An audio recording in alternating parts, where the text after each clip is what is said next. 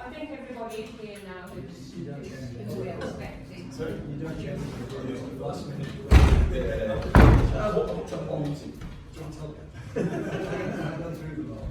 Right. So welcome everybody to planning committee. Okay, the two members of the public that we don't have here. So we are 4 days, but we are a small committee.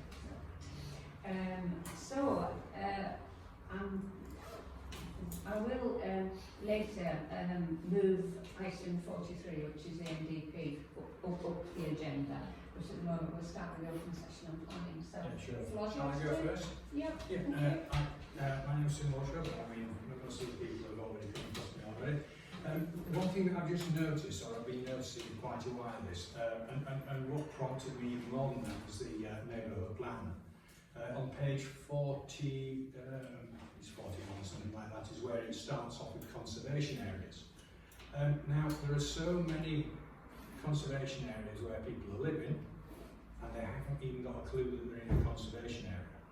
And I've seen concerns over the fact of change of use of building, taking roofs off and putting on ordinary roofing slates, taking wood windows out, putting plastic ones in without getting planning application.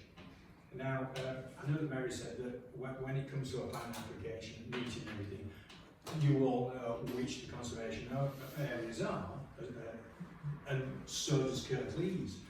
But the truth of the matter is that people are actually doing things without a planning application. So they would never come to the parish council, it would never come to Kirklees. And I think that it'd be a good idea to send to householders, so not names of the people living in the house, because they could move as well. So we're specifically pointing out towards properties within conservation areas as a little prompt to say that do you realise you need to do planning applications if there are change of use. If it's, just to sort of give you a quick brief, if you decide to take out some wood sash windows and put some wood sash windows back in, from what Kirklees have told me, because I've asked the head of planning there, you don't need to put an application in. Yes, you do. You should. You don't need to put an application in. This is what we told from the head of Kirklees. You should. But if it's like for like, you don't need to. If you change it and put plastic sash windows in, then yes you do. And the same with anything else when you put ordinary plastic ones in.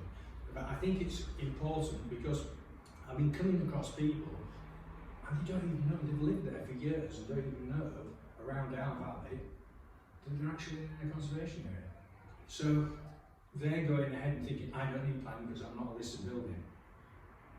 But there are planning applications that need to be put in. So it's a question of how to do it, through the parish council, or whether the parish council will contact Kirklees and say we think this would be a good idea for the whole of the business. So that was my point on that. Now, road closures, we know the one, Burnley, we know it's on the agenda tonight. We really need to push for this because it's just ridiculous the amount of time it's closed. Yeah. Fine, thanks Tim. Right, So I'm supporting you all on the fact that Can I ask you? yes, I was going to ask you to suspend standing orders so that you can ask Yeah. Oh, yeah. the question of Tim. So thank you. Right, Have you any idea how many households are in? Second. Have you any idea how many households are in conservation areas in our bailiwick? Not a clue. Not a clue. Kirklees will have those numbers. Yeah. For sure, we will. It'll be quite a lot. Yeah, I'm just. You know, because we've got quite a lot of conservation areas, some larger than others. Yeah. I mean one myself. And what annoys me is that I see things happening in mine and other areas. So this is not specific to my area. But because I was vice chair of planning once, I will make sure I keep my nose really clean. Because then it would be wrong if I didn't. So that's why I sort of feel that if I've got to abide by it, so should everybody else. No, the only reason I was asking this, I think it's a good idea to contact people and say, did you realise? But it could cost a great deal of money if there's thousands of houses to write to post a letter to. Yeah, and it could That's cost the only reason I asked. Yeah, and it could cost the public and preset payers even more money if they go ahead and do things and they're in breach of it.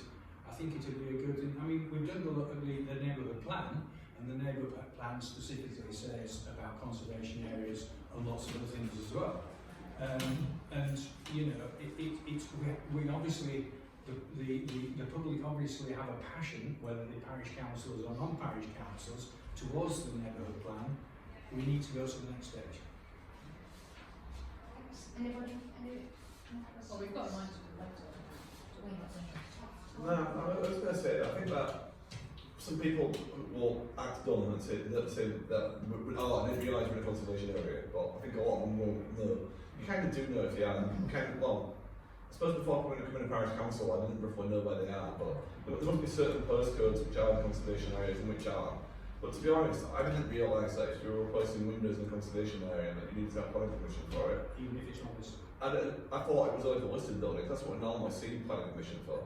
So, like, if I don't understand the rules, then and I'm sure the other people in here wouldn't know that rule as well, then people can make an instant mistakes over this, not knowing. You might know you're in a conservation area, but you might not know the rules of the conservation area.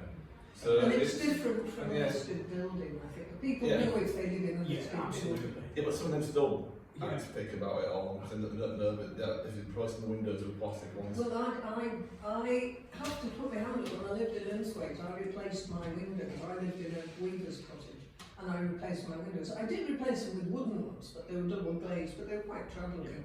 But I had no idea I was supposed to get permission. But I couldn't sell it. I mean, I had to take out a special insurance for That's it. right. Rachel, did you have a... I was just going to say, yeah, I mean, obviously when houses change hands, then you would expect people to be aware of it, because if their solicitors are doing anything, then they will highlight it. But I think there's one thing contacting householders, and it will land on the doormat and now may not be read. I think there's also sort of, if we're concerned about particular issues, window replacement is done by companies who replace windows, and it's also in our interest to help them understand where there's questions that they should ask the household. Because in the end, it's the household's responsibility to adhere to the law and the restrictions. But I recognise that there may be a role for us to communicate it, and in fact we've got an agenda item later today to talk about taking forward some of the things that we're neighbourhood plan, which includes communicating with the community. But as Colin was saying, we need to just be mindful of not just sending out letters with various bits of information, but actually it needs to be a kind of coherent advice, and we might think about how we could do that through our existing channels rather than having to do a bespoke planning thing.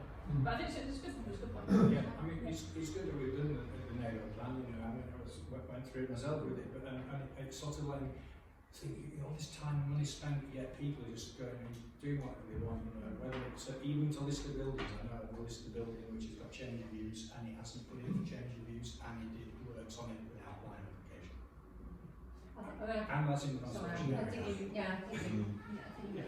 But this is more of a long-term plan. I suggest that probably the best, because it's quite a big subject, isn't it? I suggest the best way to do this is to put it on the as an agenda item at the next planning meeting. So we've all got time to think about it. But the idea of writing to window replacement people is good.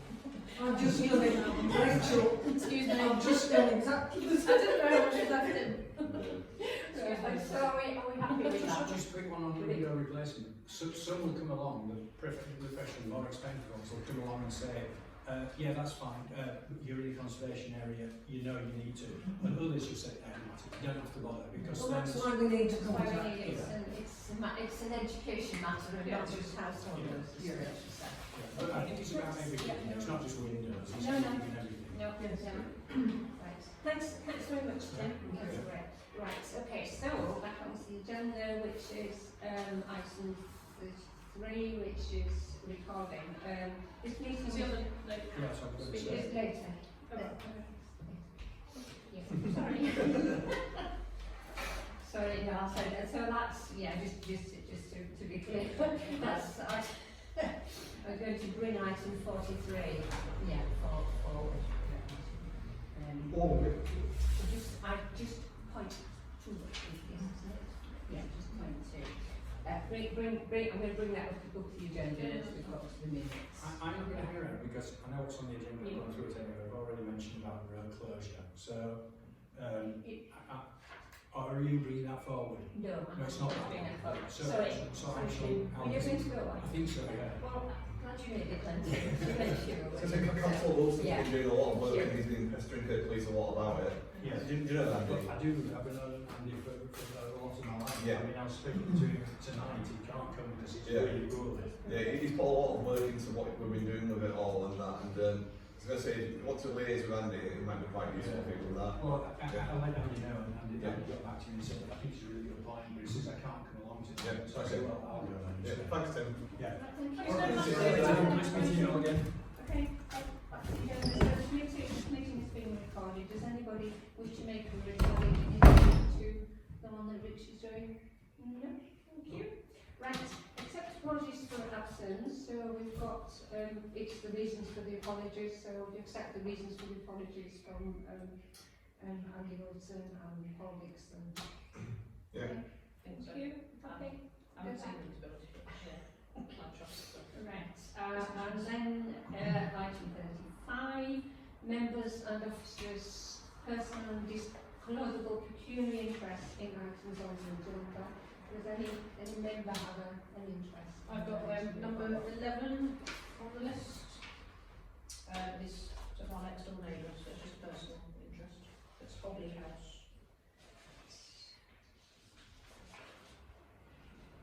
Anybody else? Any? No? Actually, while I'm there, I'll declare number 20, which is Hobley Green. It's a neighbour I don't know quite as well, but I'll declare this personal interest. Are you the Lord of the Rubber? Yeah. Yes. They're my serfs. No. That's right. I think we're be more happy or something. I don't know what it is. Actually, quite nice to have a Lord of the Rubber on the planning commission. You can cancel the plans you want. I'm not going to be talking bloody field. There's plenty of people who think Let's remember we're being recorded for broadcast. Right, any new DPI dispensations? Thank you. And item 37, should any items be discussed in private session? No. It's the footpath. Can't have to be set in private maybe, or I don't know. Well, shall we see how we go with that one? Yes. Yeah, I suggest we see how we go with that one. In the light of what An the other informal- councillor Yeah, Dixon the told us An last informal night. chat at the end. Right, to confirm the minutes of the previous meeting, so can we confirm the minutes? Yeah. Everybody in favour? Yes, thank you. Right. Okay, it's you now, Caroline. Oh, gosh. I told you it wouldn't take long, these procedural things. I feel Tom and Rachel should know that So, Caroline has timed this on her oven timer, so it is exactly 3 minutes. yes, so I want It may vary by a few seconds. Can I just check, sorry, can I just check what it's related to? we are, it's to do with the Lord's Mill, Exton State Oh, Lord's right, Mill. okay. So we're just moving forward, item 43.2, we'll look at the rest of the items on the ADP when we come to the order. Right, yours, Caroline. Right, hello everyone, my name's Caroline. Thank you for inviting me to say a few words about the preservation and protection of Lord's Mill. I thought you might like to see some pictures of the mill, although I know some of you have got this book, but Written by Caroline. but there are some good pictures on the first few pages of the book. The location of the mill, in case you don't know it, it's in a beautiful setting between Homley and Leatherton, in a beauty spot in Magdale, and it's on a footpath. It's in a very bad state of repair, however. Its deterioration is appalling and it's continuing, and it will soon start to collapse. It is collapsing inside, and there are signs of vandalism on the outside and collapsing on the outside. Therefore, it poses a safety risk to local people, walkers, horse riders, and it is very close to falling down. So I'm hoping you will take some action to improve the condition of the building and protect and conserve it as a starting point, just some action we need. I'll give you a very brief outline of the history of the mill. It was built in 1792 by Lord Dartmouth and was Grade 2 listed in 1983. It was one of the earliest textile mills in Humley. It used water power from Magbrook, and the water wheel was inside the mill. There is a mill dam which is now a safety risk for walkers. There was a dye house and a weaving shed on early plans and maps. I'll just give you some examples of how the mill has been part of our history and heritage. The owner in the 19th century took part in the movement for reform of very bad working conditions in the textile industry.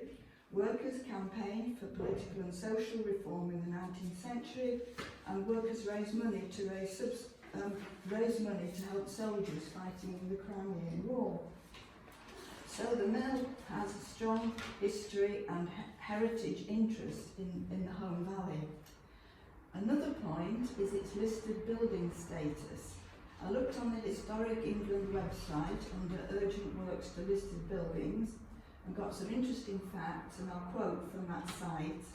And it says, there is no statutory obligation upon the owner of a listed building to keep their property in good repair, but local authorities can take action to secure the repair of a listed building when they are concerned about its condition and conservation. And I'm urging you, if possible, to start this process off and to take some action, if possible.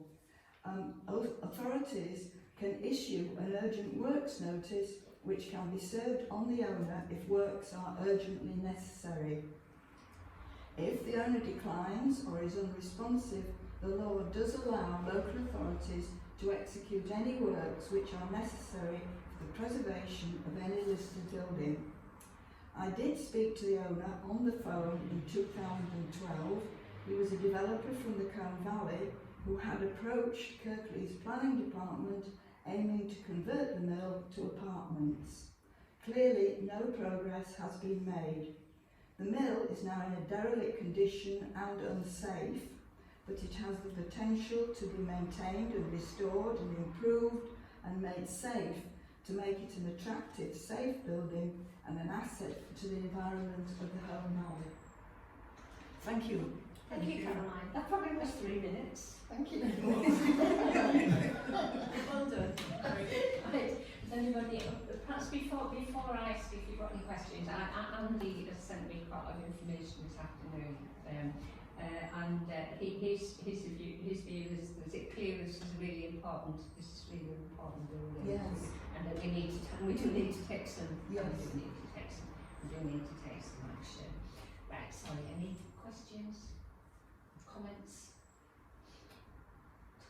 Yeah, we sometimes see on, I don't know, you read these things about buildings, the most at-risk buildings in the country, and has this been reported to the Heritage Group, or I'm not sure who that would be.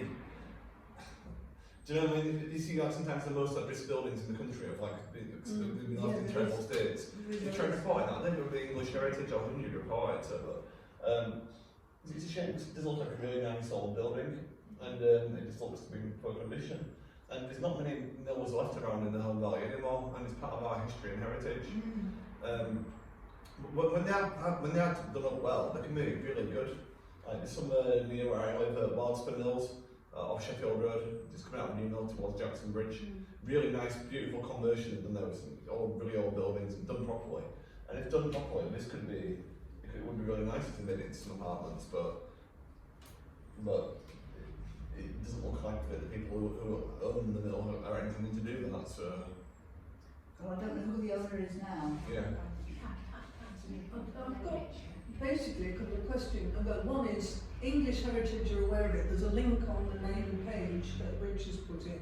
Oh, right, Takes you to yeah. the English Heritage page. They are aware of it. Right, okay.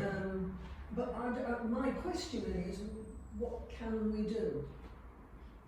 As a planning committee, as a council. I could respond to that. Rich. Yeah, I was going to say there's sort of two things, aren't there? There's kind of stopping it from decaying further and potential danger to the footpath, which I know is slightly a secondary issue, but actually it's a reason why Kirklees could be pushed to need to take some sort of action, even if it's just stopping the rot. And then there's obviously ideally it would be repurposed or retained, but used for something. And it would be interesting to know who the current owners are. don't know, I suppose, I don't know how you find out who the current owners are, but it feels as if it's something that we need to champion with Kirklees and say, actually, we're really concerned about two things. There's the long-term loss, or potential long-term loss of a really valuable historic asset in the valley that is clearly of importance to our collective history. But secondly, in the short term, we're concerned about the safety of people who may be accessing it illegally as well. I mean, perhaps it is better securing. If there's, I'm sure that, I imagine, I don't know, but there's probably people who go in it and you shouldn't be going in it, and it could collapse. And someone could get killed, and that's a instance. And often that can cause enforcement work to be done, even if it's just fenced off, which may, of course, in short term make it look horrible, but it might protect it from further damage and the potential of things falling onto a nearby footpath. So it feels as if the sort of, I think we should push Kirklees needs to at least do something on the safety critical things, but discuss with them how we can progress making sure it's at least protected from further decay, even if it may be the unpleasant reality that nobody has the funds, no developers are currently in a position to have the funds to turn it into accommodation, but at least it can be retained so it's not lost forever. Thanks, Rachel. I think the way ahead is we have to go through Kirklees. I mean, Parish Council really works by persuasion and pressure really on Kirklees, and we probably haven't achieved anything. So I think the person that we need to write to is Sebastian Pickles, who's the senior conservation officer, with whom we have been in touch recently. So let's try again making the two points that Rachel has just suggested, which is the safety aspect and then the conservation. Try and save it. Historically, it's really important. Is there any way we can make English heritage prioritising more than it is? Can we lobby them in some? But I understand Andy did look at and evidently we have to go through Kirklees first, and if Kirklees fail to take any action, then we can. I think, I was going to say, from thinking about when the Home Firth Conservation Group looked at the conservation area in Home Firth, because that was declared, Home Firth was declared at risk, the conservation area itself, and that I think then led to, because it was declared at risk from memory by Historic England, which then meant they were able to, they couldn't force, I don't think they can actually force anyone to do anything, but they can highlight it, and then it becomes a source of shame, I suppose. So that there's pressure on a local authority to try and take action. The other thing I was just wondering, I mean, now I've looked and tied together where all the roads are and where it is that of course there's a big housing development out there, isn't there, off Stockgate Road, am I right? Yeah, but this is nearer to the Cocking Steps, isn't it? It's down the bottom of the dip, it's not really near. No, I was just wondering if There's been a little development in Cocking Steps, but some of it is a historic and some of it's new. No, I was just wondering if there's an opportunity to, whether with a bit of imagination, the local authority could work with large developments like that to at least that would potentially be a source of some funds which may be able to go towards it. Your planning permission is dependent on you saving this mill. It's worth a try. Potentially. I mean, wouldn't it be lovely if it became Yeah. an attraction rather than just how But it's a fair distance from the maybe so, Stockgate sorry. Road, sadly. Section 106 and sharing. Yeah, well that's It's solid. The other thing I was going to add is there's nothing stopping somebody from the public maybe contacting English Heritage about it or the other groups and raising it as an issue. But I agree that we should go through Kirklees first, and then if these other groups are aware of it, then they could also put pressure on the local authority as well about it. I'll work together with them to kind of come up with a solution. Yeah, on the Civic Society might be interested. Yes. Yeah, that'd be good. Yes. The more people who try to do things, the more weight that we have. Yeah. that's true. If you can get Historic England interested and the English heritage people more interested, that would be the biggest thing of all, I would think. Yeah. They would. I think the individuals are less kind of trammeled by protocol than parish councils. I think if you can have lots of voices We all can, saying it's yes. important, Yeah. then Yes. that does Yeah. add weight. And if we can help to coordinate that or anything, I mean, we're obviously very Yeah. interested in being of assistance. It did say on that website that local authorities can improve the buildings themselves. I think there are lots of layers. I can remember with, decades ago now, with, there was a mill near Titanic Mill in Linthwaite.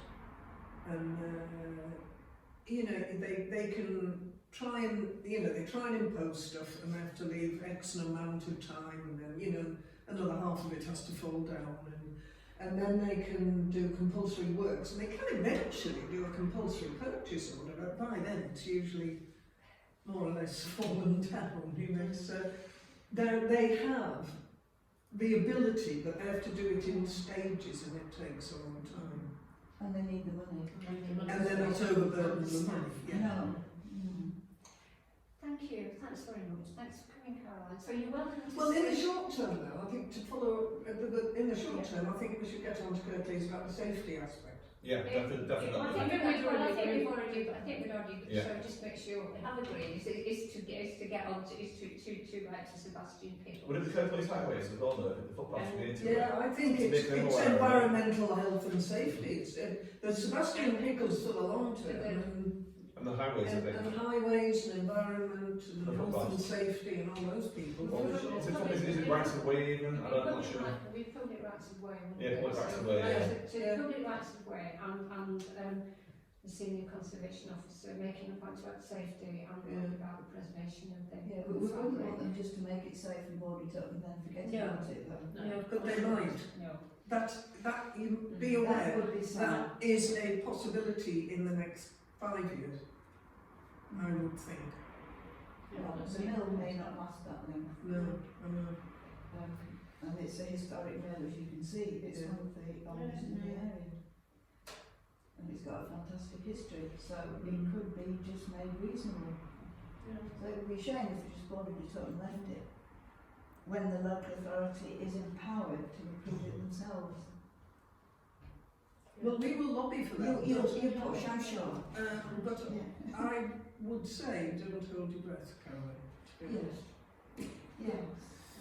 Well, I think what we would then push the local authority to do is there may be sources of funding that they can apply for to do that sort of thing. Yes. I suppose what we're saying is, you know, the sense is that of all Kirklees' funding priorities, this isn't going to be top of the list, but the more noise we make about it and how important it is, if in the short term it's made safe, but actually in the long term, there will be streams of money that streams of money. Yeah. You know, there will be Yeah. funding pots for Yeah. conservation of our history, Yes. and it's about supporting Kirklees to do that. I'm conscious of their resource pressures and things, but if we help them find solutions, then hopefully we can get there. And I think that's, I mean, maybe that's something that, well, obviously we can look into, but individuals can look into as well. As Yeah, to government civic funding society. opportunities, and having that conversation with Historic England about what are there any funding sources that local authorities can be pointed towards. Because I think it's interesting because people always assume local authorities will, of course, they'll know everything that they can access, but actually they don't necessarily, because the officers are so stretched on the things they're working on. Often if you go to them as an independent person or an independent organisation and say, well, actually, did you know there is this funding stream available to support this, and actually this project will fit quite nicely, often it's like, oh right, okay, you brought me a problem and a solution. There is something called the Landmark Trust, which you may have heard of. Oh yeah, And they renovate old buildings, Yeah. and then people can stay in them. yeah, I've stayed in one actually. I think about it, yes, I have. So they might be interested, Yeah, might. but someone would have to renovate. I mean, There is a developer that specialises in historic buildings called Urban Splash that does very large scale stuff. I don't think it's usually as dilapidated, but they did Lister Mills in Bradford. They did that gigantic block of flats in Sheffield, you know, the one that stands up from that roundabout, Oh, yeah. the big 1960s that was listed. They specialise in urban usually. I think we have a big agenda, we really need Yes. to move on. But I just think, you know, we need to develop It's really a interesting. committee. Okay, well, on the block.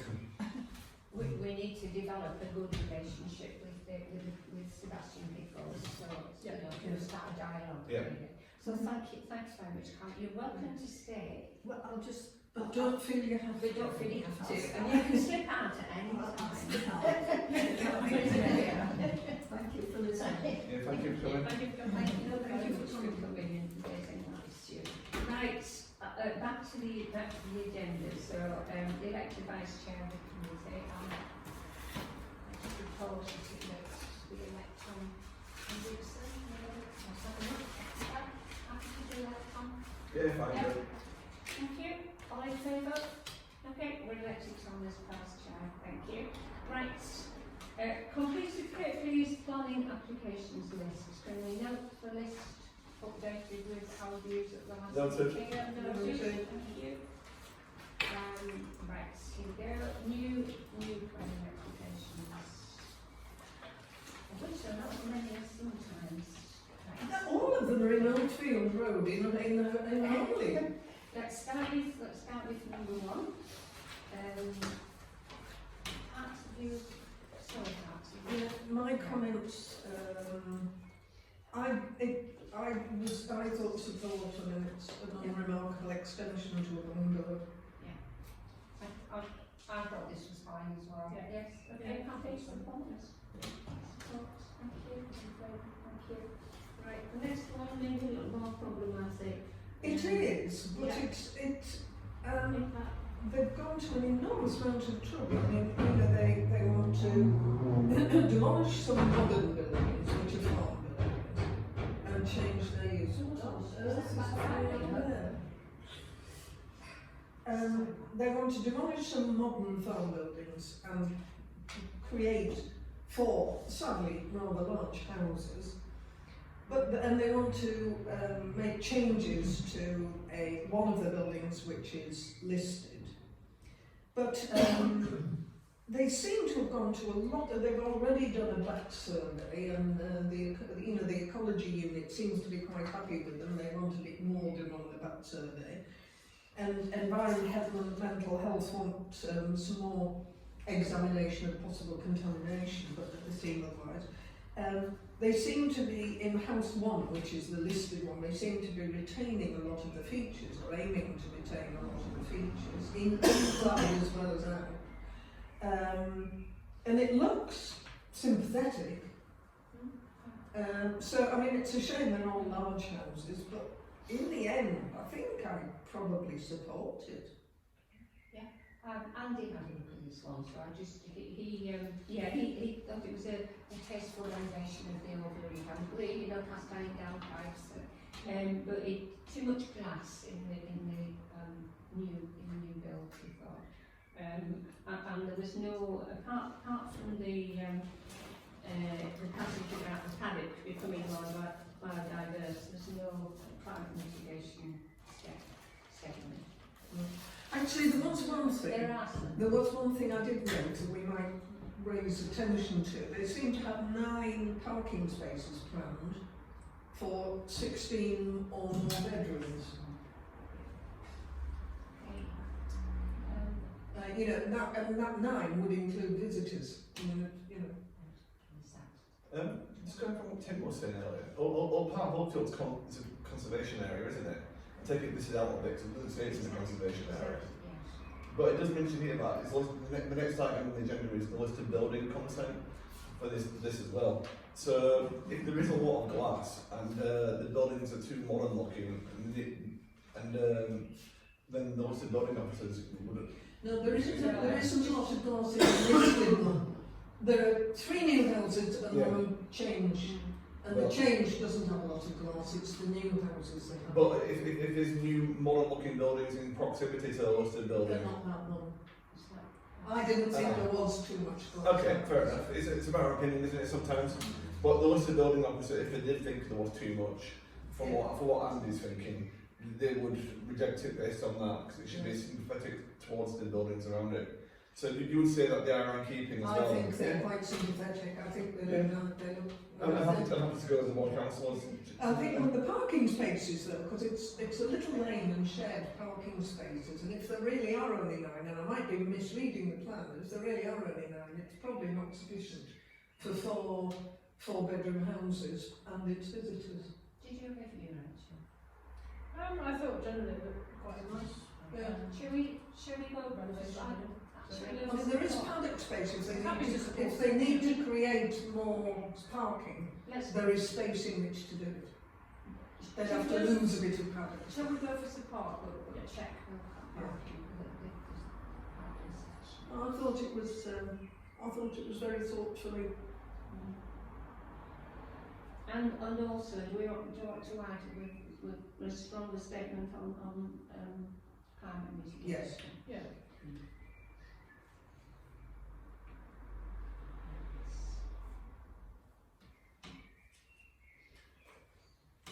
Yeah, so it's an opportunity to either retrofit or Yeah. or So, buildings. the next one is linked because it's the listed building, so I guess, are you happy to defer this to the quickly? Yeah. Building, yeah, okay.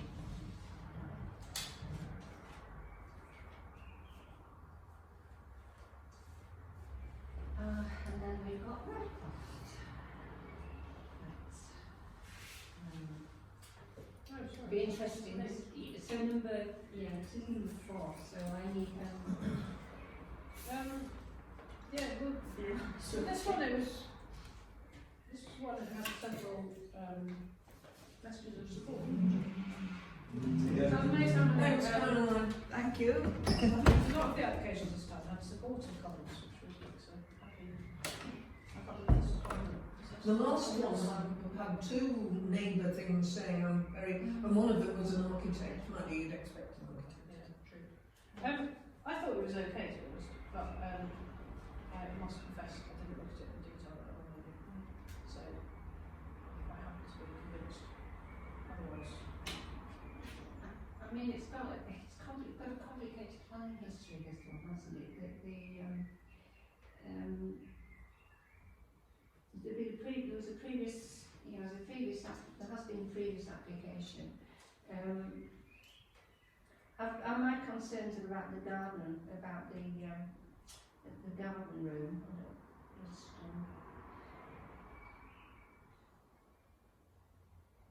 anybody else look at it?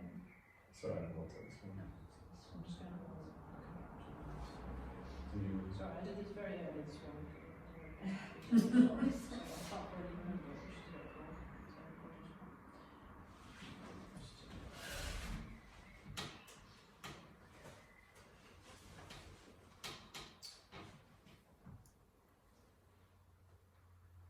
apologies. It's a very large site, isn't it? It's a big site that's on the... Another road, isn't the road where they built the new house on, they were at the end of it? Yeah, they're on the other side. The far end, So yeah. the point where the wall boundary goes down the middle of the road, so that Ah, right. this is in Rachel's. It's To actually be honest, I quite- can't it's say quite well, in it's skulls. skulls. I thought it was in skulls. It's It's classed as skulls, isn't it, there? Yeah. I've got to draw the line somewhere, I suppose. Is your concern about the scale of the extension? Mary? It was, So it's I was concerned, was it the garden room, isn't there?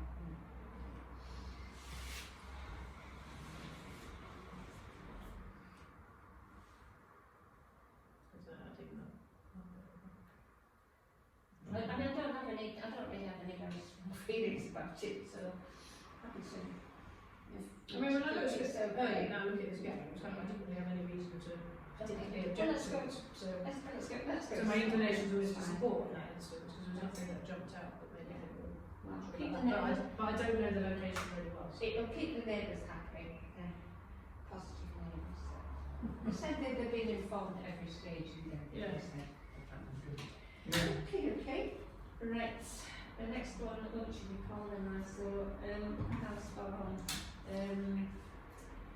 this is some way for a neighbour, it's a bit of a complicated layout to start with, and I thought it was okay. Yeah, it's miles away from anyone else, isn't it? Yeah, it's not Social effective factors. on it, so just support. Yeah, I think it's just And the next one is called again, conservatory, single story, rear extension, sort of. Another orange. It's fun, boring, Yeah.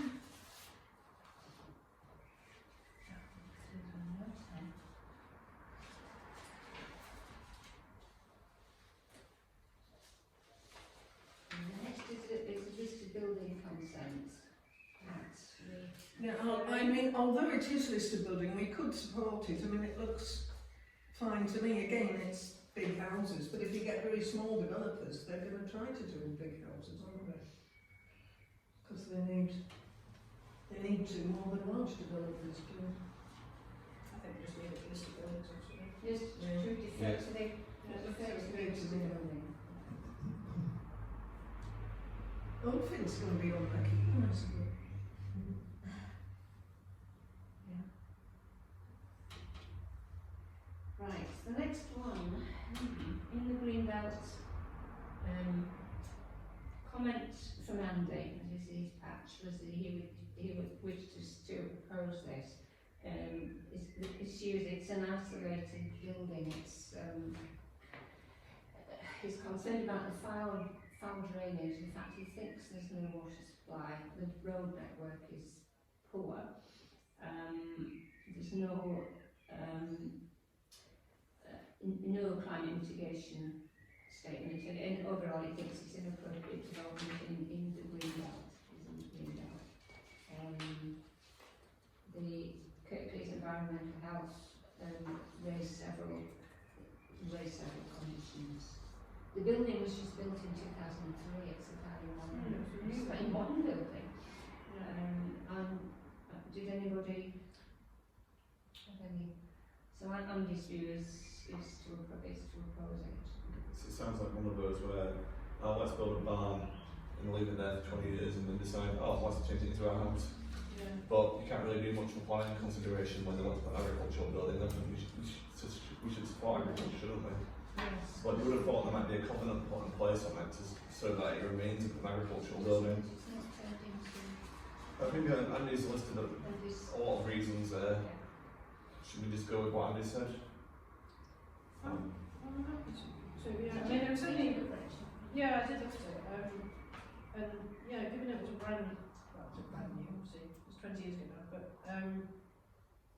part of me just thinks, well, yeah, okay, you could effectively disguise the house as a barn, but if the barn's a modern tin shed thing, why would you not build something? If you're going to build there, Yeah. build something that's more in keeping.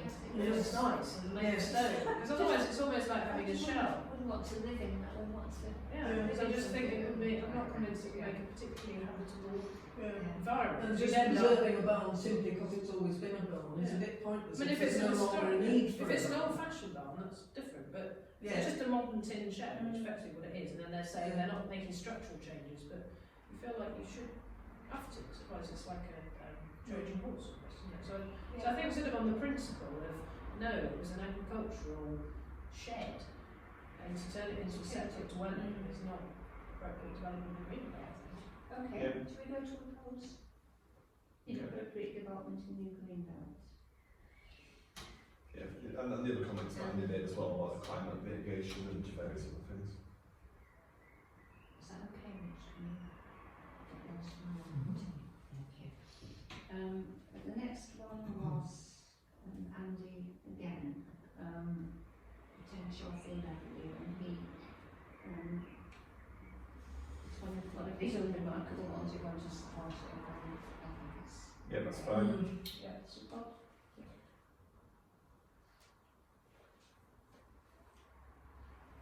Next one is conservation area.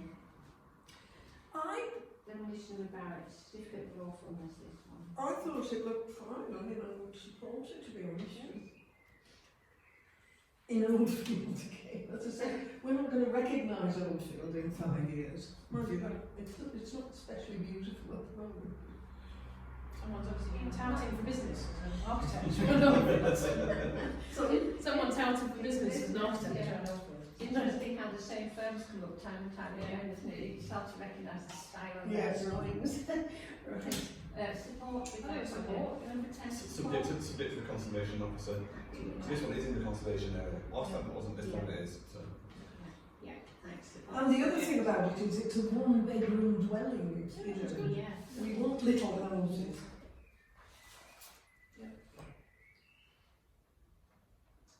Yes, we should welcome. Right, the next one is one that Rich was declared an interest in.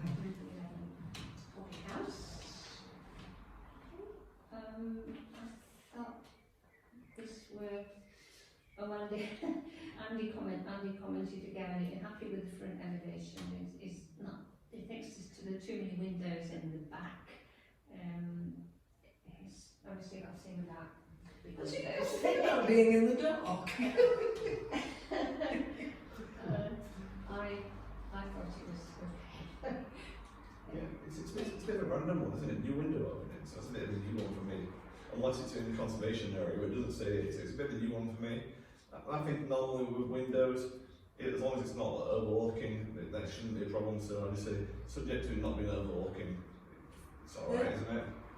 No, I didn't know you couldn't change the shape of your windows. If you didn't. And that's what light more lighting is a good for the environment. So maybe that's to put the lights on that. So yeah, Some support. yeah, it's no overlooking. I think that the side that's got lots of windows downstairs is effectively raising French doors, where there would be sort of just windows. And they look out over a field, several fields, because it's the next house. Just seems like mine. Yeah. So it's interesting talking to, just as an aside, it's an example of someone who's, they've, I mean, they bought it a couple of years ago, but, you know, they want to cover all options with their planning. They're not necessarily anticipating doing all the things, but they decide, so things like the doors, it's like, well, let's see if we get permission for the openings, and then we can decide which we can afford to go ahead with, which we can afford to do. That makes sense. You're reconfiguring your house, keeps your options open. I'd never really thought about people doing it quite like that. There isn't a way, yeah, doing it that way. Because then at least you've got the plan, even if you've, I guess, got to come back and just check that it's within that range of options, then you wouldn't need to apply again for planning. Which kind of makes sense. Yeah. Obviously your risk is if you go for too much, then you get to no. I just thought that was useful to know the mindset. Yes, well, How some people approach planning interesting, well, applications. isn't it? Because I hadn't thought about doing it that way. Right, number 12, which is replacement windows and 2 air source heat pumps on Devon furniture. I had a comment from Judith Roberts, your support. Yeah. I thought it was okay. I think we should commend them to their Welcome the air source heat eco measures. pumps. Yeah, subject to the conservation officer. Yeah.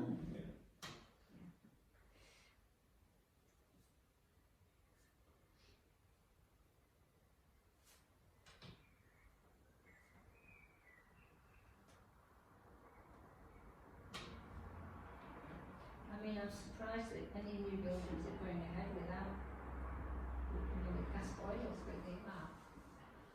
And they will until the deadline in, what is it, 2 years' time?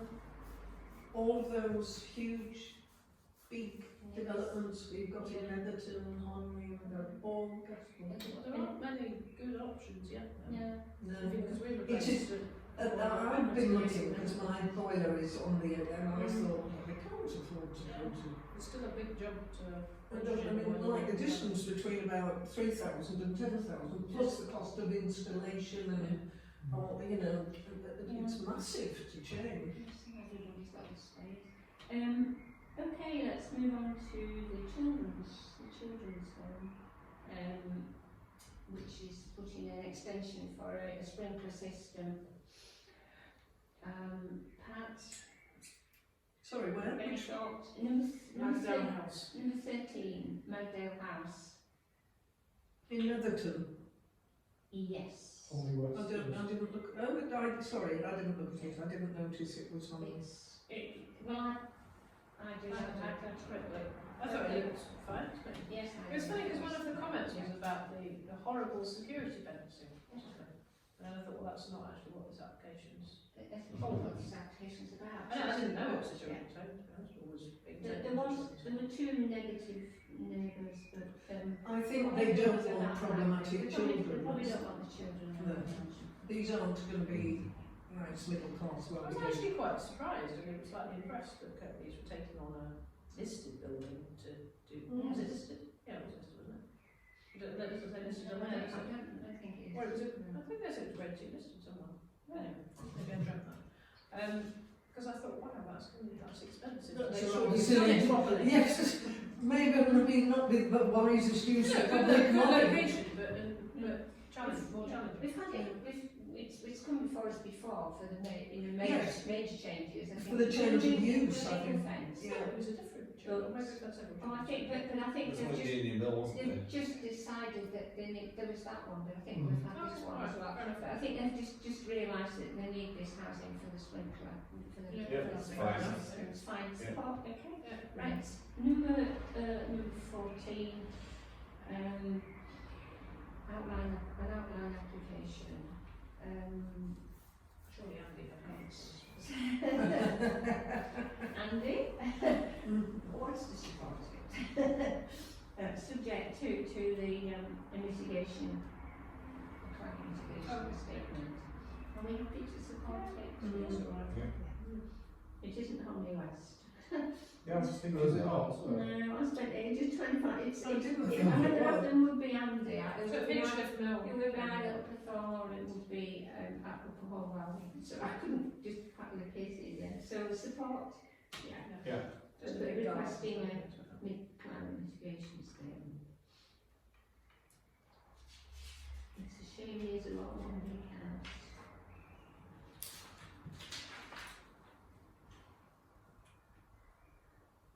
I suppose it's in the developer's interest, isn't it, to make one big house rather than two-side detached or a terrace, because they've got to put all the extra services in. Right, number 15, which is a discharge of condition. Are you happy for this to be the observation act referred to? Yeah.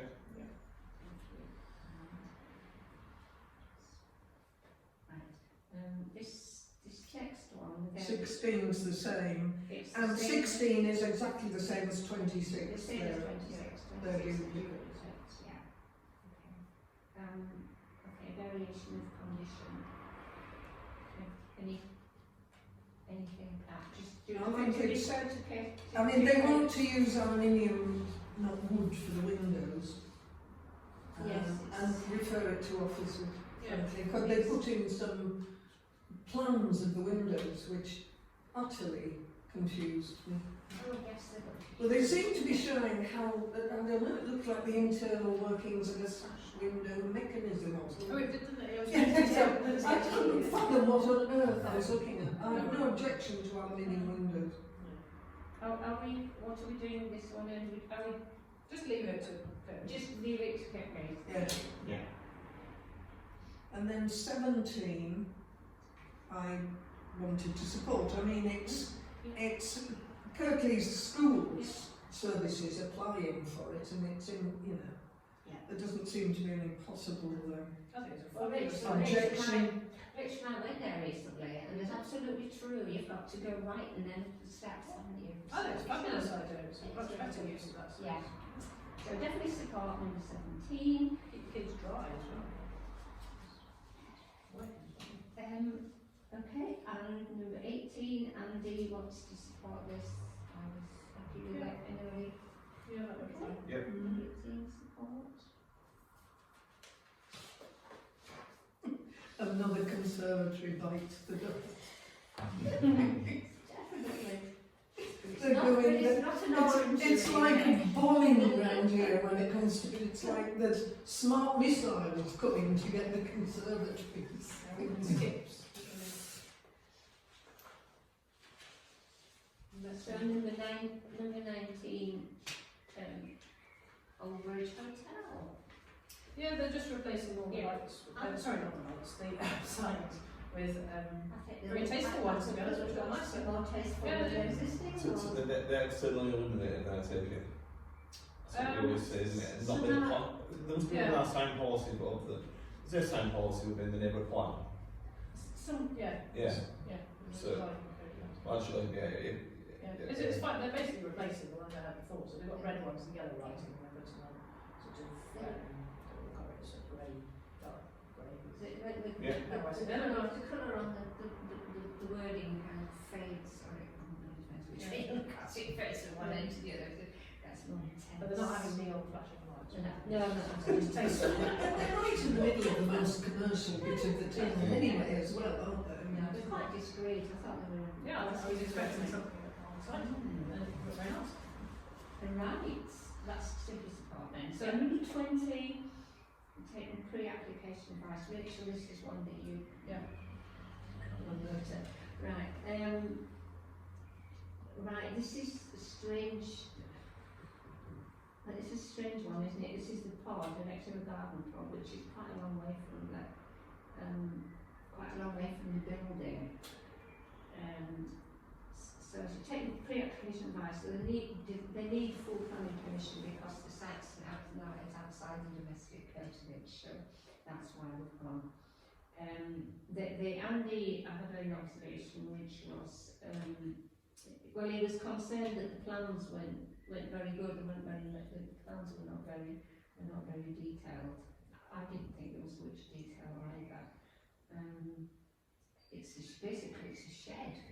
Well, it's the fashion at the moment, and has been for some years now, to have rather elaborate, you know, we've moved away as a nation from garden sheds into designer summer, you know, something verging on a summer house at the end of the garden. I mean, if it isn't offensive, why should we stop them? I mean, if they want to spend their money on a fancy shed. It's not very fancy, it's in a separate field and it's for the, well, we're not concerned with units for an hour really. I just couldn't come to a conclusion about this one. Andy wished to Can I support it. just describe the garden, because I think it's Yes, a bit is funny it- on and the also plan. is It's it basically really- you've got a sort of terrace really, which is an old barn and farmhouse that we sort of turned into smaller properties. And then they basically share what was I think probably what was two fields, but then became part of the garden when the conversion of the barn and the Jones cottage happened. So there's two, so the neighbours and they have very, very long, thin gardens. And at the end of each garden, so right at the end of where the plants are, they've each got a shed. So there is already a kind of shed like the far end of them, but they're just very long and thin plants. Smart sheds. But then they obviously, in this instance, want something which was about halfway up. Yes. So it looks as if there's kind of a, you know, it's a field at the end from the plan, but actually in practice it's effectively just a very long thin garden. But I don't think the plans are very clear about exactly how it sits or. So, well, I mean, there's There's no observation. No observation. You don't have a strong view, just no observation. Strange. I mean, sometimes I think we need to remind ourselves that overall we'd like to approve most of the things most Yeah. people Yeah. put in. Yes, You want to go into the plans, but being difficult. we could to do it in the observational way. Yeah, unable to decide on the basis of plans, yeah, thanks so much. Thank you.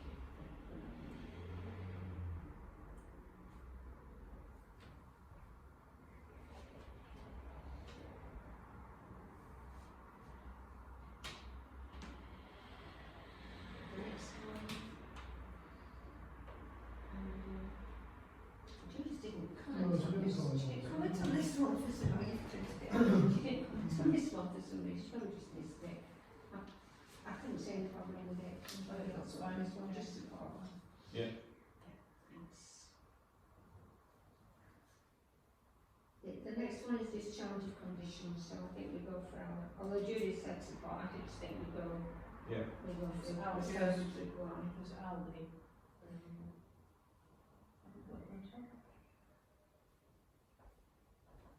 I like to things that they've done then when they've been built. Yeah, it's the trees and stuff that they've Yeah. put in.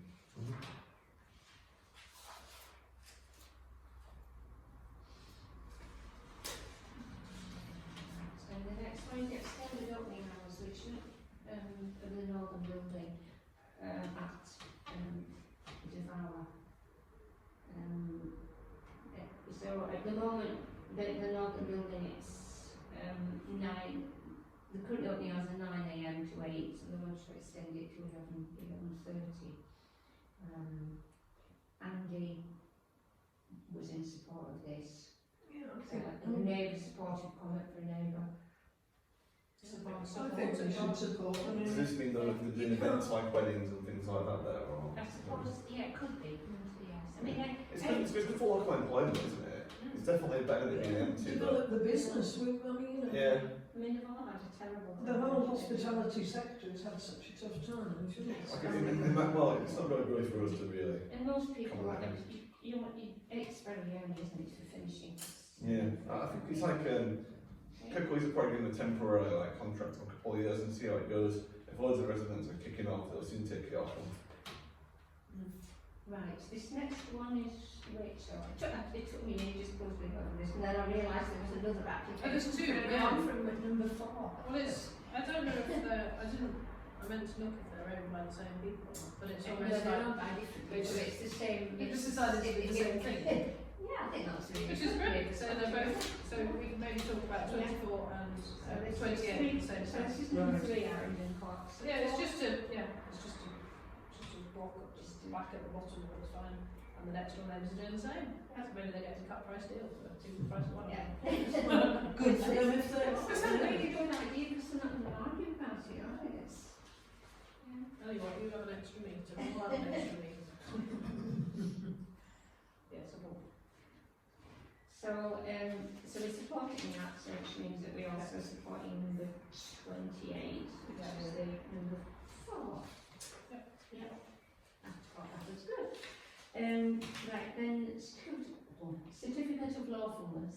I mean, I don't think we grant these, but I'm in support of what they want to do. I mean, I don't know what they're going to sell in there, but it's, you know, changing it from Very clear about that, weren't they? well, it's rather like that Irish bar that came to us Yeah. at a restaurant, and then when they announced the name, the Hooley House, the Facebook page was divided quite dramatically. There was half the world going, yippee, great, wow! And other people went, oh my god. Anyway, they managed to open it. They've had all sorts of objections to this and that and the other, and this problem and licensing and. It's supposed to open in the spring, wasn't it? They're missing out. And they missed out. They were wanting to open for Jubilee weekend, and there was something that stopped them doing that. And they still, it's all there, ready to go, as far as I can tell. But there's, I think it was something to do with air conditioning last time. I don't know, but I don't think they need it now. Right. no, they don't. Number 25 support then. Number 26 is the duplicate of number 16, so that one. You look, well, because you cover a vast area, don't you, Pat? They've got another one here. Well, I tend to cover everything in Colombia. I did overlook one of them earlier, which This is then kind of infill, complex, a bit slightly complex plan. Yeah, I thought, I mean, despite the fact that it has already started, I looked in the little tick Yeah. box.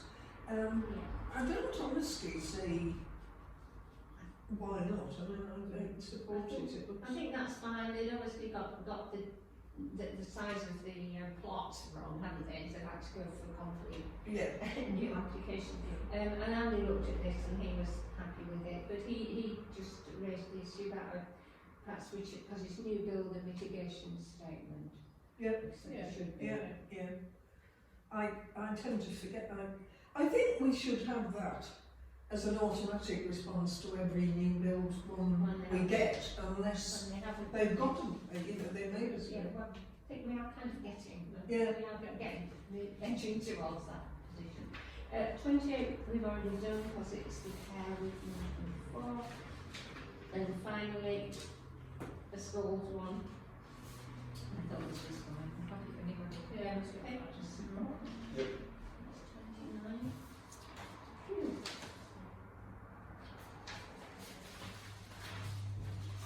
Thank you. Thanks for everybody.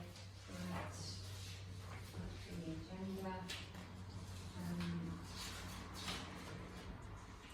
So, back to the agenda. Item 42, planning officer's decisions. We only had one We were difference. very much, sorry. Yeah, it's alright. Yeah, there wasn't much on. I was just going to say the one way again, no comment on the Daleside Avenue. It's been granted by Kirklees, but I don't think we had any problems with it anyway, did we? It was just that it must have missed the list or something like that. But yeah, Oh, But I don't think we'll see more going on. It's at the top of the list. No one Well, else. that's the one, that's the one where they can't, it was their fault. It was Yeah. their fault, so we didn't really have time. But yeah, I don't think we opposed it anyway, so I just thought I'd point that one out because I noticed it then. Now, the point with no comment was that you lot didn't see a problem with the applications. It stood to mean that you, to actually initiate an actual meeting for it. Can I just ask, for the Bickleton Mills one, Yeah. just because I haven't looked it up, if anyone has looked it up, what were the main reasons that it was refused? I mean, it was quite an argument design, but The main reasons it was refused was it was visually over-dominant. right, it was It would harm the setting of existing community buildings, and it was not sustainable. And evidently, Clearfields had given opportunities for a proposal to be made, and they haven't noted it, so. It wasn't sustainable. Yeah. They used to hear that before a few times about sustainability, refusing like building of like houses quite out of the way because they're saying, oh, it's not on the bus route, it's not near shops, it's not sustainable. It's just sometimes that's sort of an objective reason that I've not heard for quite a while. So the winner. It seems to me not all sorts of things, isn't Yeah, it? yeah. People interpret it as a rule. I think I thought it'd be quite sustainable there. It's not very far to walk in town to get to the shops and things like that, and it's not far from the bus routes, but No, it depends how you interpret the term sustainable. yeah, Mm. I'm not sure, I just noted it down and that's the way. Yeah. We did approve it, we did have a very, very long list of things that we would like. Yes. Yeah, so I was going to say, it's going to be one that they're going to refuse on. It's the one where we've got all that big it'd be bits. interesting to see how long it takes before it comes back. Yes. Do we know, talking of that, do we know what's happened to the one at Water Street? Is it Water Street? Eventually, near you. The builder had Oh, yes, that. Yeah, Water Street. That's gone quite a long way, I think. Because that's, Yeah. so it's still going through the process. Well, it got knocked back into it again. It's another one they keep tweaking a little bit, isn't it? But they don't make enough differences. I wasn't sure if it had been refused or if it's just keeps being pushed back saying we will refuse it, here's another chance. Because they sort of do that. Yeah. That's that. So I was surprised with this one that it hadn't been sort of kept alive. Because once you've had it refused, it's much more difficult to do it again. It's just a shame, because Bickleton Mills just feel that it feels it's a great opportunity there to and also connect that whole bit of the village as a whole, a beautiful building. I think all those mill buildings would make fabulous apartments and whatnot. Sometimes they need permission to make bigger holes in the walls for Yeah. windows and whatnot, but it's massively expensive. Oh yeah, And you don't know once you start what you're going to discover. You may discover it's not true and you've got to practically rebuild it and all sorts. Right, let's move on to neighbourhood planning. So point one, we make the acquaintance of Sebastian Pickles, who's been mentioned several times already in this meeting, as a senior conservation officer, just to note his apology for delay today. He said to Rich, it sounds desperate. It sounds desperate. I'm glad I don't work for Kirklees. I mean, they must all be sitting there looking at the things they should be doing, piling up on their desks and It was incredibly stressful. dealing with only the most Not urgent. asking him to obviously we're sending him some work to do, so we note that. Really, yeah. Noted. Yeah. Okay, thank you. Point two we've already dealt with, which we want to know. And then point three, I just want to say something about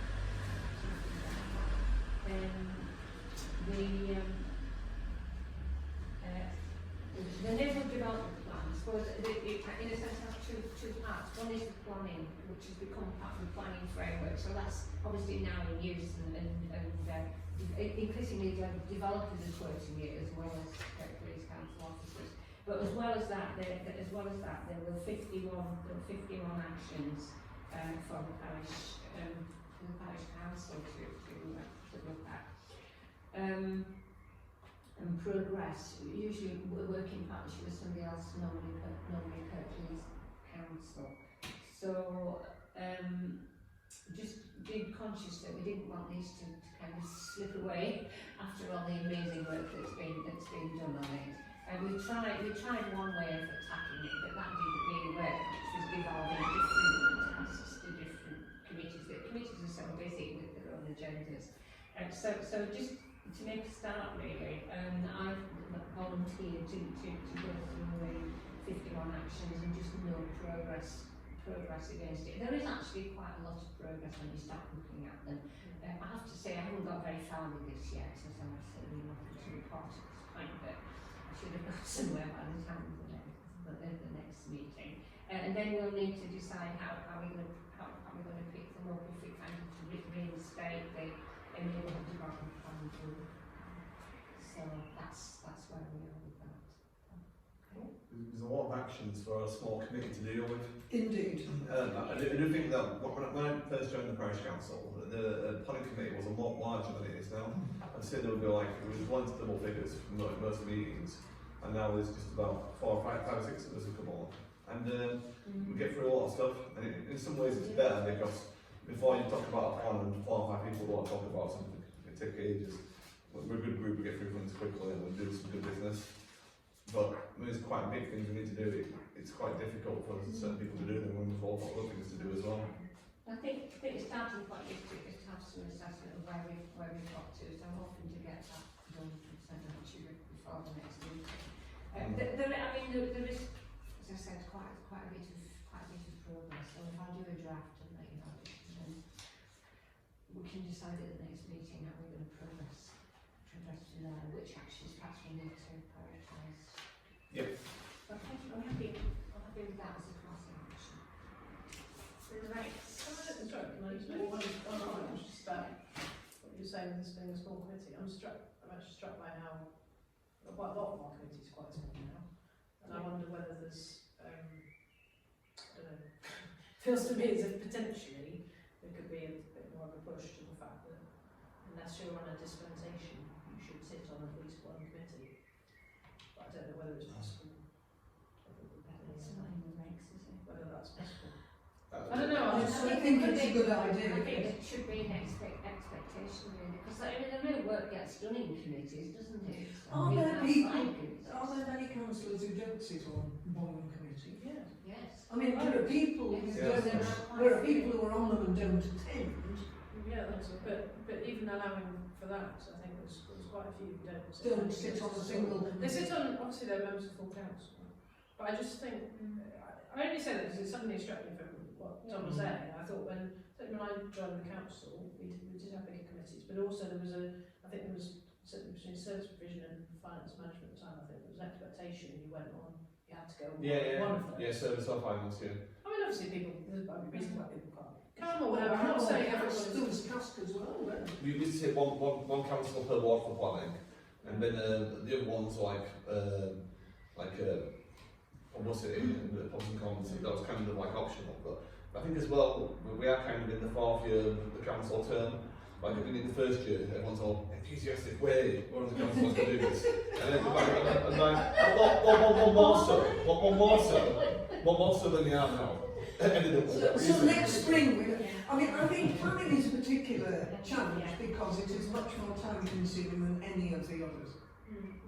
It has more meetings, the papers take ages to go through, even if you only look at your own area, and I admit to being lazy, mostly I look at my own area. I look at my area as well, and that's why it's better when you've got more people and you split them out more, that's what we used to have. Sorry, I didn't want to go down a rabbit hole, but I just wonder if we I just wonder if it's something a we really think about. reset for the new council, and it perhaps just the expectations that you've just outlined there. Well, I think if you're a councillor and you agree to a 4-year term, it's a 4-year term and you should be committed to all 4 years, not just a couple of years at the start and then don't bother turning up. Because it tends to be, fewer and fewer of us doing it. And Like many other I know organisations. sometimes if you commit to something, you've got to always know what you're getting into, and if it is too much, then you can always leave the council, or some other people come in who you're taking the space of somebody who could be attending meetings and could be helping us out and doing lots of work. and I kind of get it when you're into the final year now. We don't really want to have by-elections and things like that because it costs us quite a lot of money. But like, if you get 6 months in or a year in, and you think, oh, this isn't for me, then maybe you shouldn't do it. It's kind of like you need to kind of think about before you join what you're committing to. I'm not slagging Maybe anyone. we should think about how generous or otherwise we are. That's not the word I really want. About apologies. Forgiving, perhaps, is the word. On a more positive note though, I think on the pubs and commons agenda, we've put something about promoting it for the autumn, about trying to encourage people to apply to be. To stand as councillor. Yeah, and make it clearer what it involves. So maybe that one, Yeah. So anyway, sorry, we'd like to go down that Could road. police not produce a leaflet about that? They do some things that might be worth contacting, and they did do before all the things about it all, but anyway, talk about that. That's not. I've had a quite lengthy conversation with Andy this afternoon about just exactly that. And just want to that's the conversation you two. Right, can we move on to traffic? Point 4, which is traffic calming measures. Yeah, slightly. We've kind of a bit of a build-up to the meeting with Liz Twitchett, but actually I'm not quite sure what exactly concrete came out of it. So we've got, we were going to identify some potential locations for traffic calming measures, but I'm not quite sure where the 10 came from. Andy thinks it might have come from him. Yeah. Who said 10? Andy. But Andy's... I doubt if there are 10 10. is probably too many, and we need to prioritise anyway, but again, this afternoon you made the point that we need criteria really for listing these areas, which, should we, Can I just ask, did Liz send any of the, she promised to send various things, didn't she? No, I didn't chase her, but she didn't respond.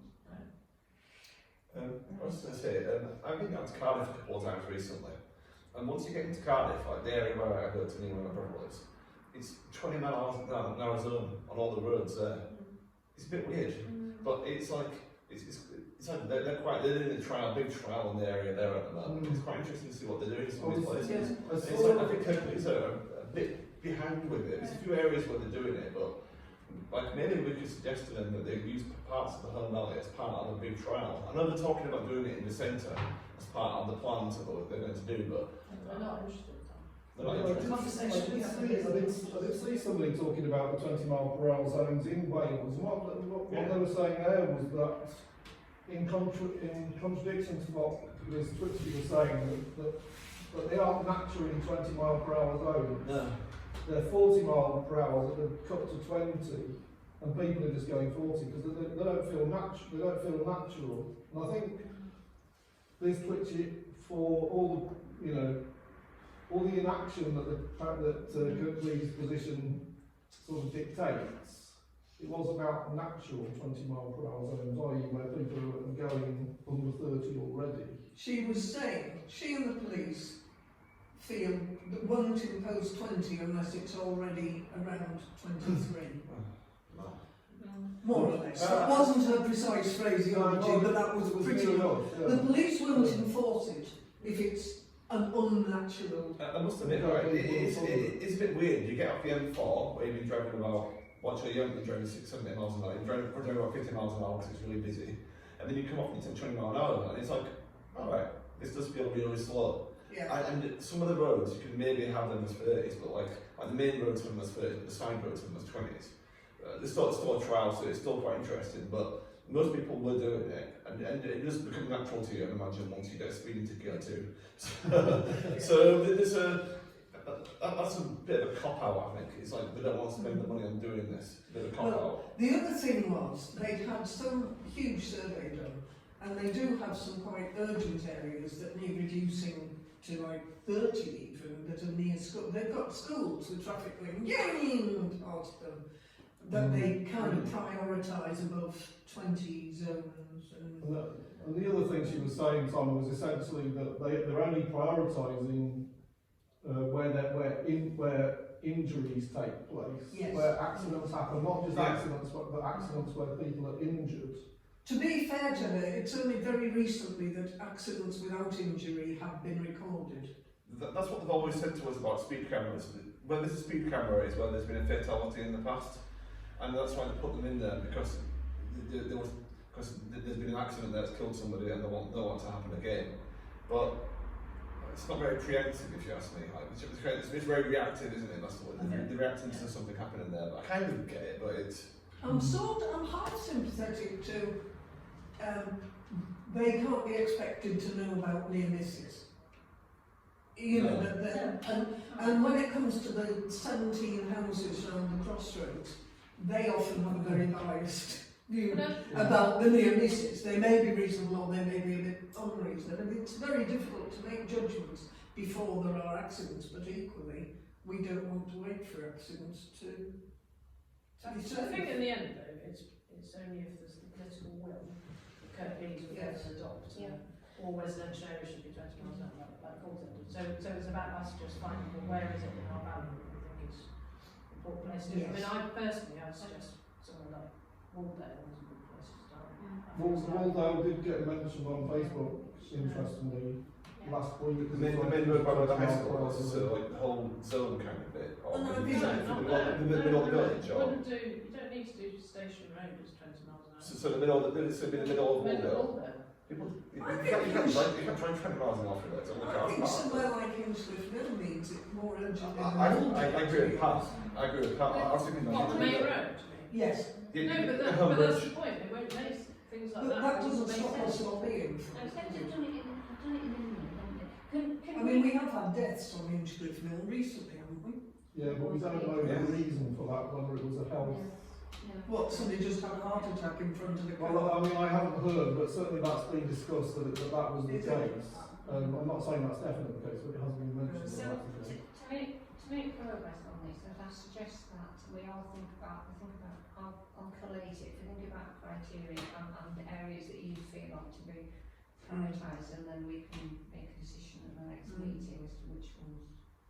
Isn't the other issue, I know Councillor Hobley mentioned it, is whether there are different pots of money, because part of the reason that the parish council is trying to promote these zones is to make the zone area more pleasant for the people who are walking and cycling. Yes. It's not about safety. It's not totally about safety. No. I think it's about quality of life as well, isn't it? Well, that's that, but Liz Ritchie is not talking about that. She's highway safety and she's talking about safety. I think there's also the environmental aspect of it as well. I was listening to the news today and they're talking about making motorways 60 miles an hour because it does put out all those fumes. Around Sheffield, it's always 60. It always says it for air quality, 60 miles an hour around Sheffield. But like, I'm not saying like 30 miles an hour, 20 miles an hour is different. Well, there must be some difference in the quality, right? Just the emissions that you are producing. So you can argue that even further for built up areas where there's kids around and people walking around a lot, especially in the middle of Firth when all the traffic's all stacked up there. Maybe we should make it a trade-off and say if you get an electric car, you can go as fast as you like. It still produces it still produces lots of parts and particulates. And it's not very safe that part as well, is it? It's good for the environment, but it's not very safe. Okay, so I'll perhaps I'll send an email for the morning. I mean, I think the thing is as well, it's not just thinking about where the sort of areas where we want it to be safe and cars ideally to go more slowly. But then there's areas where it just seems in principle, by making them 20 mile an hour areas, they're saying actually pedestrians, it's a pedestrian and it's a person-centric place, which is why even Waldale, even though, as you say, people can't go through, necessarily fly through at 30, it's about saying, well, they shouldn't even want to fly through at 30, because the whole point is, people want to walk in the middle of the road to get to the co-op, and they shouldn't be like tooted out the way, because it's about more of a shared space, and I think that's what 21 is about. You put one pedestrian and cyclist first, isn't it, before the motorist? Right. I just feel a bit. I think she presented an awful lot of reasons why it would be very difficult in terms of costs, in terms of resources, in terms of priorities, in terms of evidence. And she wanted us to come to her with the problem location, Yeah. which I think we can do, but I think Yes. there's different things we're trying to achieve. Well, But it maybe might we be should- that we've got different. Maybe we should consider developing a relationship with the environmental health people, the people who are about air quality as opposed to highways, and have an informal chat with them about it, as well as highways. Climate They change. may be more sympathetic to the quality of life for walkers and cyclists and people, just residents. It's like we could go down the climate change angle and use that as a way to get more safety. Yeah. It's not, Yes. but it is true that as part of the climate emergency group on the council, I wonder what they think about this. Yeah. About reducing the speed limits, because it would be better for the environment if the whole guys are going to go net zero. This would contribute to it. But I think that what was nice to hear was the fact that we're looking at schools. Yes. That you sort of think, even in our area, having visited the schools recently, you're struck by, say, outside Hetworth School or whatever. Why isn't it when you come in from a couple of you know, you can say it's quite a long way, people probably don't always go very fast, but in principle, that area should be 20s, you know, across the school. Definitely. We went, Similarly around, you know, Waldale School and things, and again, you wouldn't expect them to go, and frankly, the people who speed at speed, or speed at speed, whether it's 20, 30, 40, 60. Well, yes, those, No. you just have to go on catching them occasionally, don't you? But I think it's about giving a message. It's a bit like outside Hinchliffe Mill School. Again, to me, there should be a 20 zone from the moment you turn off the main road up until you pop out on top of Acre Lane, because that's all they just. So, but I think we sort of need to. I suppose it's a case of whether if we've got ideas of locations, how are we going to collate them? Are we going to send them to? Well, if we Well, we could ask every councillor, we could at the next full council meeting, ask every councillor to look at their own patch and suggest to us if they feel there are areas that would benefit from 20 in their patch. That could be the long list. Yeah, I think that's quite a good idea, isn't it, to involve the other councils, not just one committee. I'm happy to collate suggestions. Do you want that as an agenda item, or just? Yes. It's the time. Well, Anybody? can we do with it under?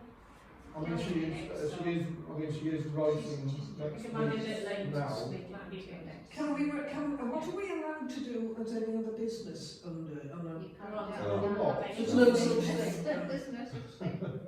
No. Well, maybe when you Well, I could write. will you be proposing the minutes of these for approval? Presumably. Raise it then. Say I'd like formal approval and to draw councillors' attention to the fact that we want We will be developing a list. Yes, of, I can find. and that's if you fine. could, do that. yeah, find them. Yeah, It isn't a formal It's proposal. doing it as See a with it. chatty, Yeah. informal Yeah. thing rather Yeah. than. Yes. Yeah, Yeah, rather do than that. Rather than We've definitely heard roads. I'm just thinking now, right? Well, outside here is a good example, right? You come into Firth, you probably get to about just past the Lidl, I suppose, and then you get into the more built-up area of Firth. So stick it down to 20 there, and then on the way back out, back to 30 again, or something like that, or maybe even on the ticket, you go all the way to Palms Bridge and say it's 30 there, and then you go down to 20 there until you're pretty much through Firth. And you could do that like other areas. I'm trying to think like other roads near where I live, where like the main road, you could probably keep all that 30 until you get to the big residential parts of it. But it's, then people have to be quite vigilant, and that's the thing about Cardiff when I was driving around there, they just one bam, everywhere is 20, so you kind of know it's 20. It's easier to enforce everywhere you're about to drive into is 20, because then nobody can claim, oh, I thought it was 30 on that patch. Exactly.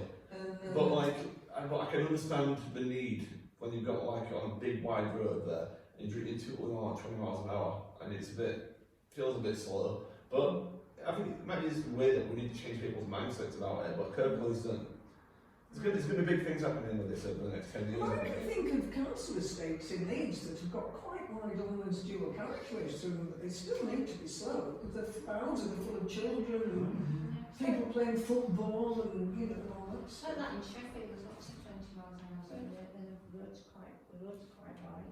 I suddenly realised it's 20. Yeah. Can we move? You remember? Yeah. Peak District, thanks for that discussion. But, Peak District National Park Authority, I think we had one application. Any comments? And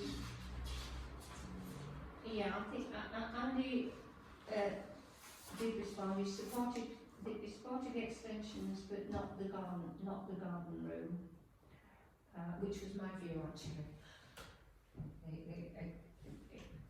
I'm not sure because that would be a new building in the Peak District National Park. Should we defer Did it to- anybody else? Yeah. So we would refuse it then, we wouldn't mind the whole applications. You can't just approve bits of it. Yeah, but we could say, We can distinguish. can't we? Yeah. Okay. Refusing it to the garden room. So support the extension, but not the Extension. building. Improving.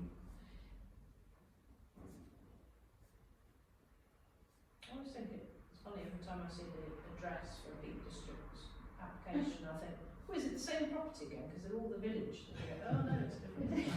They've all seem to have the address, something in the village. Okay. So it's inappropriate development. Yes, I've seen appropriate development. in My this favourite area. address is possibly House in London, which is on Hyde Park Corner, and its address is number 1 London. That's great. Which is great. The Duke of Wellington building. I think the nation built it for him. And, the list of decision notices can be noted. Noted. Right. And then item 3 is the response of the parish council to the Peak District National Park Authority's consultation on their local plan.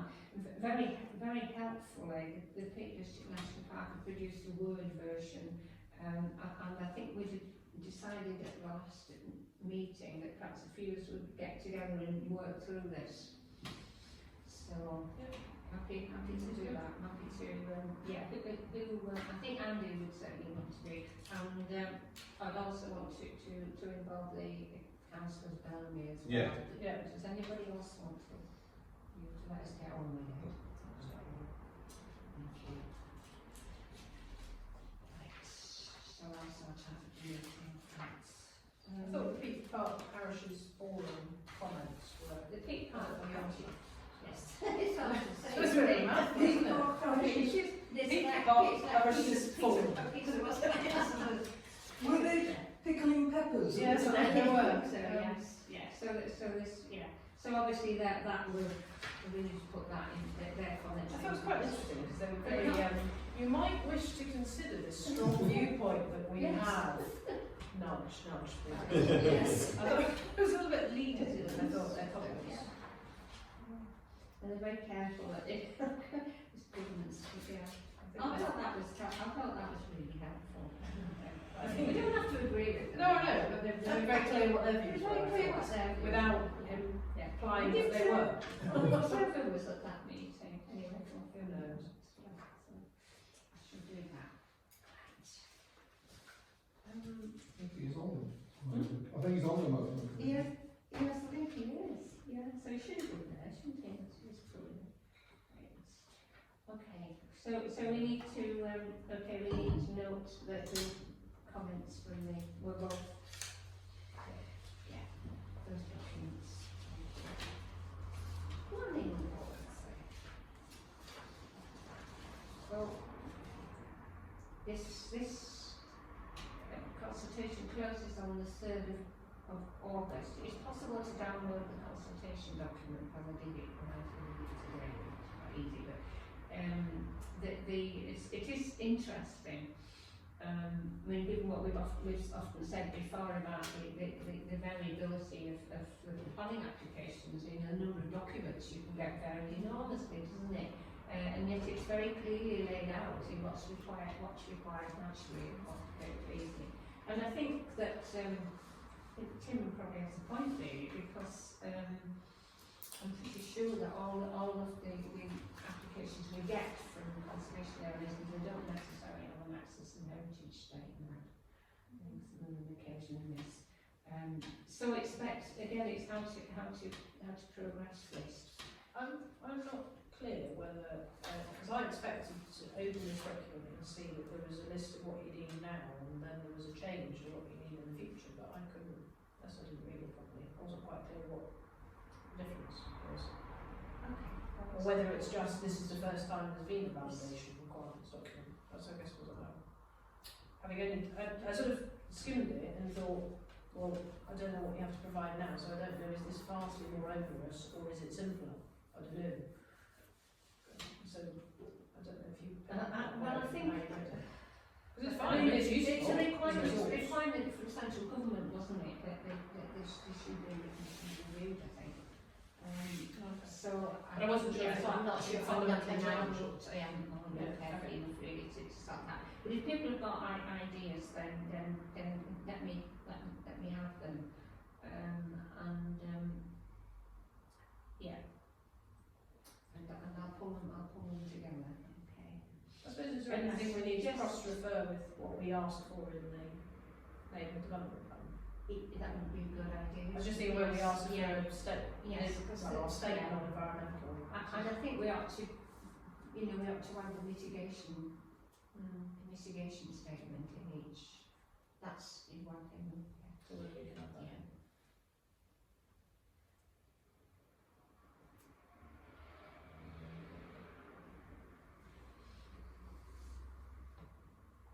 It's possible to reply. You don't have to sit down and fill in the online thing. It's possible to reply by email. So I think that's in the documents. I think that's probably the best way. That's probably the way I can do that. Okay. Ongoing highways campaigns. Thanks. Here we go. Concerns of local residents. Woodhead Road. No response to the deputy clerk's concern. Do they thank you to Richmond? Must be so No. I do think, from Liz Twitchett's, when she came to talk to the committee, I do think that these are all low priority, aren't they, essentially? Yes. And they're just not willing to tell these local people that they're low priority. They're not going to say, You're not going to say listen, you're on the list, pal, it'll be 5 years. But that's the sense, It's really, I think. If it's going to push for the results though, of the speed test, Yes. because they did, Yeah. that's what you did, isn't because it? they did do the data collection. because So it's yes, we can required. ask for that. Yeah. Well, I did that. Well, you did do that, that's I think we should keep, I think you should just put your email on repeat. I mean, do I just use the word complain? Because we never actually said, can we complain about X? Because Yes. it is a bit ridiculous. Yeah. It's been about a Yeah. year. rather than quite, Yes. Yeah. Let's authorise Rich to use the word complaint. Even if it's tell us where we are on the list, right? They do lists of different projects we've been working on. So I've got this footpath in Hepworth, which was someone pushing me to negate to be made into a footpath, right? And that was when I first joined the council. So we're talking about 15 odd years ago, right? And they've got a list of all the footpaths that they look at, and it goes up and down every so often. But like, it's still not been done yet. But at least I know it's in the list somewhere. It's in there. Yeah. So it'd be nice to know where we are in the list of the priorities and when. Yeah, well, perhaps that's the case. I mean, Liz Twitchett, she was talking the talk and saying we are trying to learn lessons, we are trying to make sure that we're communicating, that we're not kind of selling people short. But then, they're still not responding. But that's something like, we could ask them, when do you think you'd be able to come back to us with further details about this or comments? And But if when this you- is a long time, just let us know. Yeah, just you guys a date when we can realistically expect a response. And then when we get to that date, they might say to us 2025 or something like that. I don't know. But like, they should take 2025 is better than in the fullness of time, which is more or less what we get on everything now. on the response at all. Yeah. Campaign, right, so are we asking Rich to... Oh, Maybe we can complain about those speed Okay, tests. I feel sorry for any officer trying to solve the Magdale problem, I really Yeah. do. Did you see the dead pigeon attached to the... Have you seen, it's happened to the Wicker Man down there, it's horrific. What's happened? Somebody, on the bit where you have to do the 3-point turn if you're coming you know it's a loop. Oh, maybe you don't. There is a bit that if you're coming from the top entrance and wanting to go towards Leonard, you end up having to do 3.2. And somebody has created a stake with several bird corpses on them.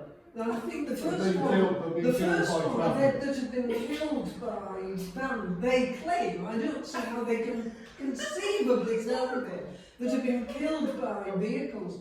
And they've got this thing, it's horrific.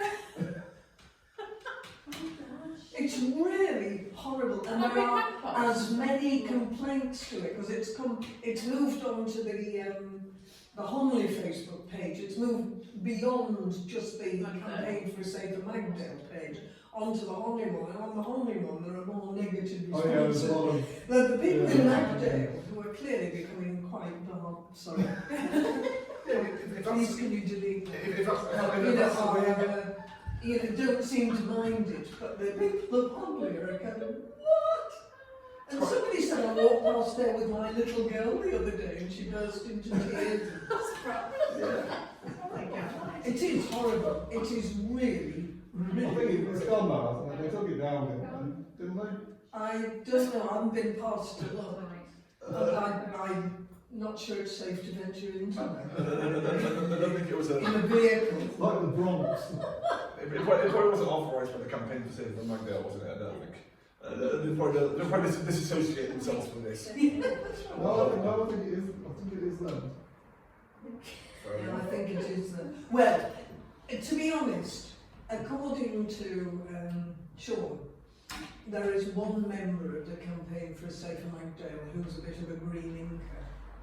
And certainly there's one thing that crops up rather often. I thought Ms. Twitcher said that they're exploring options for Magdale and the one-way system was the thing that they were. It's a possibility. But the residents weren't very keen.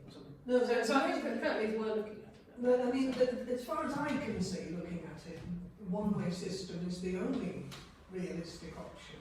And you know, but there are residents who want to stop all large vehicles. Well, that means nobody can ever move house or buy a wardrobe. Right, but we've still got some. I don't think we need any. But speed, I don't think speed is the issue in Magdale. I mean, I doubt if you can do more than 20. Gosh, you have to be an astonishing. Does the committee wish to do anything about how to, or just leave it for this time? What, for Magdale? Magdale. I think just leave it. Leave it till something gets suggested by somebody. Okay, so move on to the Head Roads intersection. Finally, the meeting between Liz Twitchett and the three Kirklees councillors is happening on Wednesday. Wednesday the 6th.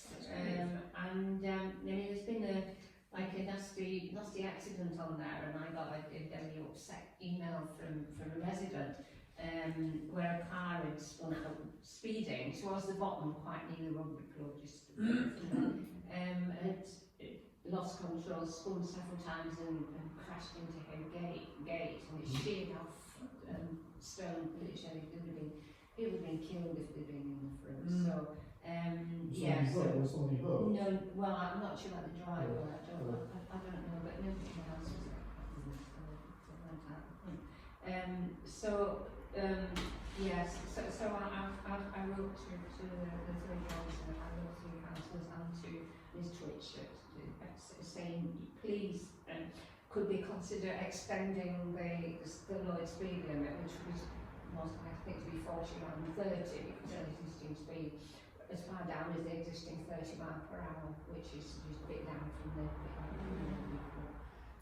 because I think before they were thinking of it not going quite so far down the road. Anyway, so that's happening. Burnley Road closure. Are we going to be able to get a kind of outcomes from that meeting? Obviously we're not part of it, but are we able Are the councillors going to write up a little report for us? So I'm sure I'll hear what's happening. I did get a telephone call this morning from Councillor Don Firth saying they would have our support in extending the speed limit. So I just be good to get feedback. Yes. It was interesting in the Liz Twitchett meeting that one of the reasons that you quite often see a patch of 40 and then 30 again, is that she claimed there are regulations that prevent them from having repeat notices for 30 because 30 is the default. But if you go up to 40, you can put a 30 in. That's why you sometimes get a little patch of 40 on a little straight bit where you think, well, what a waste of... And it's in order to put in a 30 further along. I found this very hard to believe, I have to say, that you can't have repeat 30 signs, because I was looking tonight and I said, oh, that's right. Well, I think they can be there, but they don't have any legal. Ah, right. I think that's what she said. Can we move on? Burnley Road closure. It was the 28th, wasn't it, when you were? I think it's too Yeah. soon to do anything else. Yeah, I don't know, so obviously.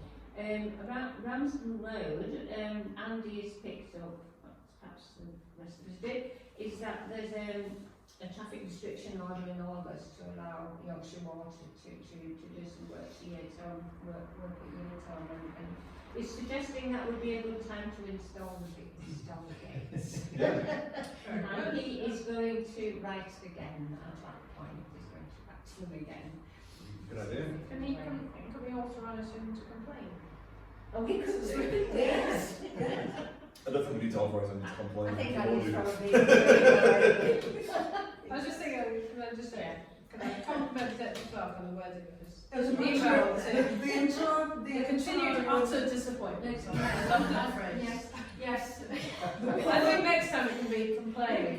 Thoroughly. Not be able to just. We're complaining bitterly. It is now planning committee policy to complain. Yeah. We're cross. Angry emoji. Footpaths and public rights of ways, Windigo Quarry, Andy, good on Andy. Andy's been up there. Andy's been along and he sent comments to you, Rich. Yes. Yes. Yeah, So, I've so not- are you in a quiet? I've not assembled it yet, but I Have you got will enough? in the next couple of Have you days, got I'll, enough information to, yeah. Okay. Blocking the public right of way and carrying out activities without planning permission. All right, now we're on to, so did this member of the public is away, did you say? he's in Whitley, so he can attend to it. Right, so this was a request for us to look again at a planning application. I don't know if people have had, I didn't see this and I haven't looked at it. Which one was it? Rachel. Yeah, I was just going to comment really. It's more of a principal answer I think we should give rather than the specific application and say, you know, we ultimately, Kirklees Planning Authority make the decisions. They're the technically trained planning officers who are familiar with the raft of planning documentation and legal requirements that are needed for any assessment. We are aware of these various planning documents, but in the end we give a judgment based on our local appreciation of the issues and interpretation of the information presented. And I think we should be a bit firmer about, well, no, we're not going to just review it just because you disagree with it. We make our decisions, our best view on the day.